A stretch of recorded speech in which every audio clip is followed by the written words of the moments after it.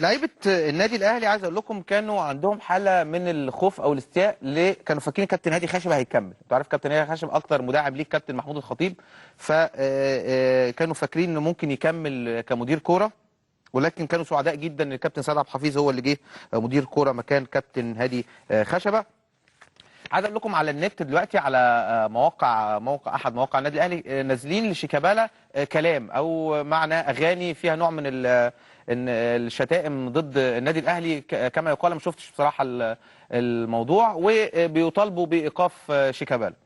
يا جماعه مره واثنين وثلاثه، رئيس لجنه المسابقات، رئيس لجنه الانضباط في مصر وفي اوروبا وفي الاتحاد الدولي ما بياخدوش غير ب طبعا قبل المباراه، اثناء المباراه، بعد المباراه، من الاذاعه الخارجيه ومن التلفزيون الدوله.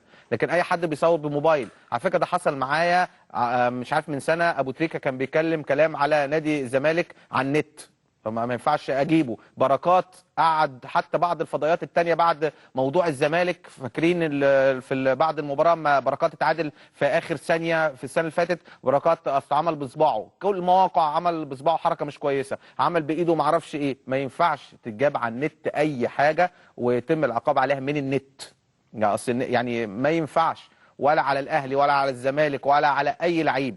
الاتحاد الدولي او الاتحاد الاهلي او لجنه المسابقات او لجنه الانضباط ما بتاخدش غير بالتلفزيون قبل واثناء وبعد المباراه. لو كاميرا التلفزيون جت ولقت حاجه خارجه، بيبتدي لجنه الانضباط او لجنه المسابقات من خلال تقرير حكم المباراه او تقرير مراقب المباراه. ده اللي بيحصل بالظبط زي ما انتم عارفين.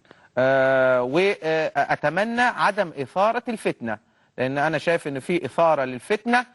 لو احنا بنقول هذا الكلام على شيكابالا يبقى ينطبق على ابو تريكه، ينطبق على بركات، ينطبق على فلان، على علان، على 100 واحد من اللعيبه. زي ما قلت لكم الكاميرا الاتحاد الدولي او لجنه الانضباط ما بتاخدش لجنه المسابقات الا بتلفزيون الدوله. وزي ما قلت لكم ايضا على موضوع برضو شيكابالا، موضوع ان هو كان متعور ما انضمش للمنتخب ولعب بعديها باربع خمس ايام. برضو زي ما قلت لكم النادي المصري اخذ الموضوع ده برضو من احد المواقع النادي الاهلي اللي حاطينها، وبند في الاتحاد الدولي بيقول ان اللاعب لو استبعد من المنتخب ما ينفعش يلعب بعديها الا بعديها بخمس ايام. ما اعرفش البند ده صحيح ولا لا، بس يعني هل ممكن واحد مثلا يكون عنده شد خفيف ما يقدرش يلعب مثلا بعد بكره مثلا، وبعديها لازم لو لعب بعديها باربع ايام يبقى غلط؟ الله اعلم. انا شايف ان ستيفن جيرارد كان متعور ولعب، مش عارف كان متعور مع المنتخب ولعب مع النادي ولا كان متعور مع النادي ولعب مع المنتخب.